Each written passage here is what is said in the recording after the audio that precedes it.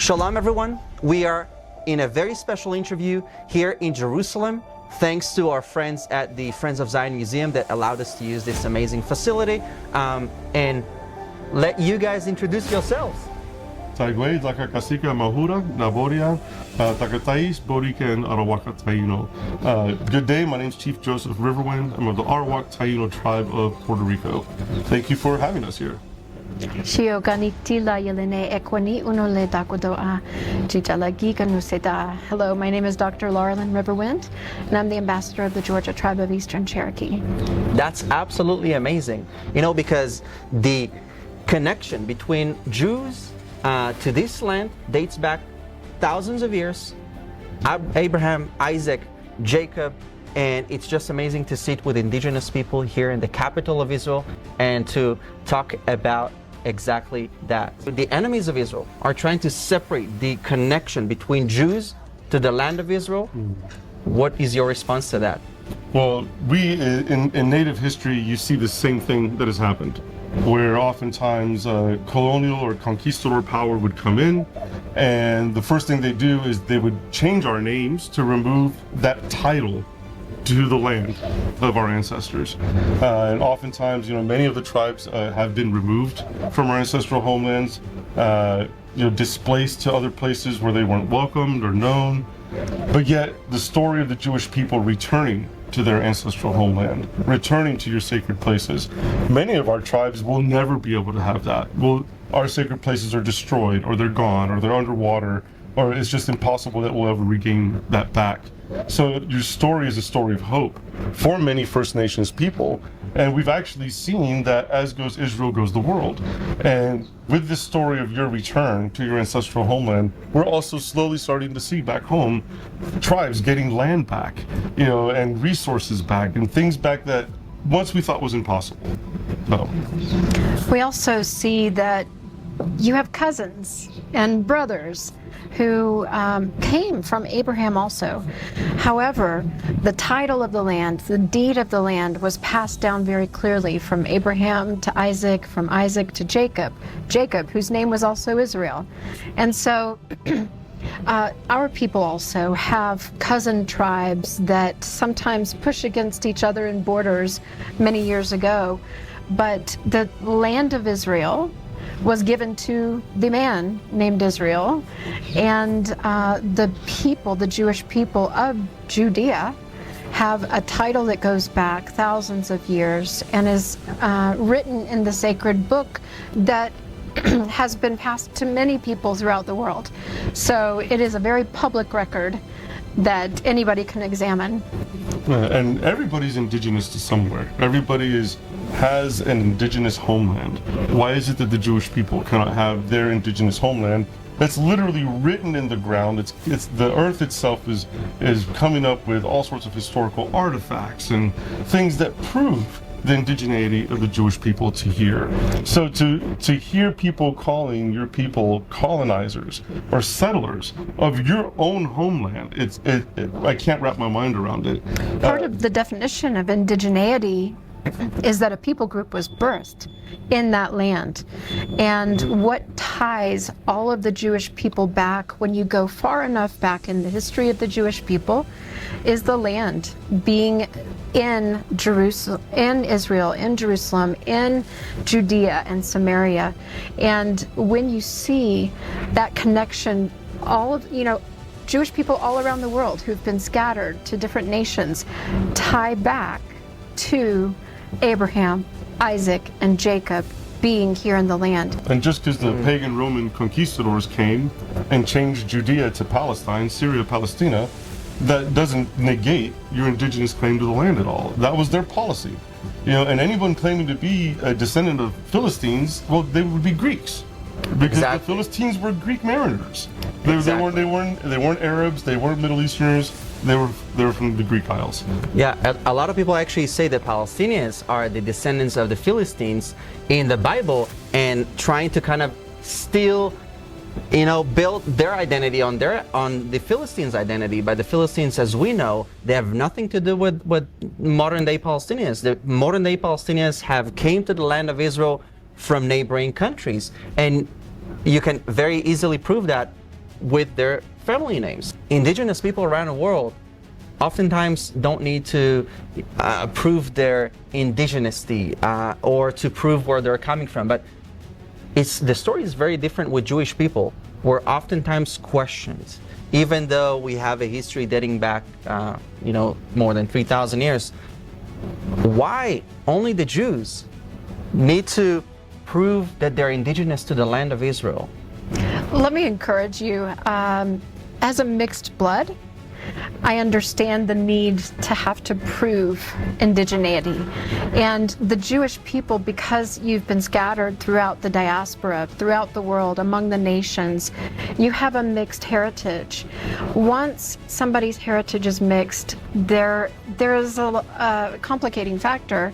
And so people would like to just draw the line back to whatever other thing you're mixed with. For example, the Sephardic. They'll say, oh, well, the Sephardic Jewish people are from Spain. But yes, that may be where Sephardic Jewish people can be traced to. But if you go back farther to the Jewish part, before they were mixed in with the Spanish part, you can see the heritage connected to the land of the Jews. And so I understand having mixed heritage. And it's about where you identify. Your culture is still rich, despite the fact that you've been pushed out of the land of Israel by conquerors. And so this is why you have a challenge of being able to show your tie and have people be able to understand the deepest connection to you and your land. And my question is always, when people say, oh, the Jewish people are not the indigenous people of Israel, I say to them, well, then where are they indigenous to? Where can you point to that all of the Jewish people have in common? Their culture, their nation, their language was birthed here in the Holy Land. Mm-hmm. And I have to say to many people watching, they're saying that it's very weird and crazy that indigenous people from the Americas are sitting next to what they are calling colonizer, occupier, war criminal. What else? They have a whole bunch of exactly. So, but I think, as you would agree with me, that it's only natural that indigenous people sitting together, representing tribes. Jews are indigenous to the land of Israel, you're indigenous to your land. So I just think that it's beautiful that we're able to sit in the capital of Israel and to discuss this. That leads me to my third question that I wanted to ask you. You said in the opening ceremony of the embassy that Israel is your elder brother. What did you mean by that? Well, we have, this is a term that our elders have spoken and have come up with. Many tribes from our part of the country are called First Nations, and we consider the people of Israel the first fruit nation, the elder brother, the elder tribe. And there's a deep, long-standing connection between our people, and there's a deep respect. And also, we see the effect of the land when you've returned to it. And this is something that indigenous people absolutely understand, that when you have been returned to your homeland, the land responds. Whether it's with the fruits, it's just incredible. Look at Israel now, ever since you've come home. The deserts are blooming. All the prophecies of your medicine people and holy people are coming to pass in our generations before us. So we see that term, elder brother, as a term of respect, and also an acknowledgement of the covenant that the Creator made with your people and your tribes. And I like also what another chief said in the ceremony. He said, if the Israelites, if the Jewish people are not indigenous to the land of Israel, then there are no indigenous people in this world. Yes, and I think it's very, very, so vital that happened to be one of the high chiefs and kings of the Khoi people of South Africa. Exactly. And he made it a very clear statement that he represents 2.5 million indigenous South Africans who did not agree with South Africa's proclamation of genocide against Israel. So I thought that was one of those beautiful moments at the embassy. And lastly, what is something special about your tribe? You tell them yours and I'll tell them mine. in the 1700s, there was a historian named James Adair who came and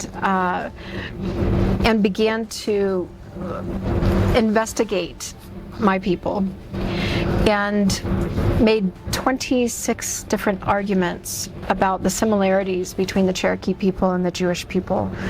My people celebrated a seventh day of rest, and we carried an ark into battle. We had a family of priests that were the holy people. It was forbidden to eat swine and was punishable by death if you did.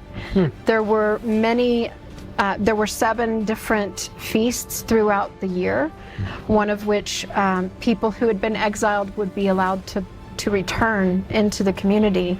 Another that was a harvest ceremony of thanks. And so we also carried a name for Creator that uses the same letters that are passed down in Judaism. And so we believe that we are worshiping. I can't speak for everybody, and I don't speak for everybody in our tribe or among the Cherokee people, but to me, there is a preponderance of evidence that would lead me to believe that we are praying to the same Creator who is the God of Abraham, Isaac, and Jacob. And this is the reason why there are many of our people who accepted the Bible when it came to us. Wow. And with my people, I would say it began November 19th, 1493. That's when we discovered Columbus, and he landed on our island in Boriquen, Puerto Rico. But this was his second voyage, and in that second voyage, it wasn't just Columbus, but there was also Sephardic Jews who were fleeing the Spanish Inquisition. And they came on those ships, they landed on our island, and when they witnessed the atrocities that the Spanish conquistadors were doing to my people, to the Taíno people, they thought to themselves, this is the same thing we just came out of. This is what we were just fleeing from in Spain. And many B'nai Anusim, or crypto Jews as they're known, actually went into the mountains, and my tribe was the first tribe to give refuge to fleeing Sephardic Jews from the Spanish Inquisition. So I'm not talking lost tribe stuff here, we're talking 1500s. And from that time on, there are many of people in my tribe that are Taíno, Indigenous, and we also have Sephardic Jewish heritage. So there is a link and a tie with these two tribes. And also, Creator has perfect timing. The embassy opened right when the Parsha was about Moses meeting Yethro. Two chiefs of two tribes coming together, and there's a cultural exchange. There's exchange of knowledge and skills, and it was a beautiful thing. And then the Torah was given shortly after that. So that's absolutely amazing. And thank you so much for everything that you do. Thank you for speaking the truth, and may we see peace in our land. So from Jerusalem to the nations, thank you very much. Thank you. Thank you, Hanania. We love your work. Yeah.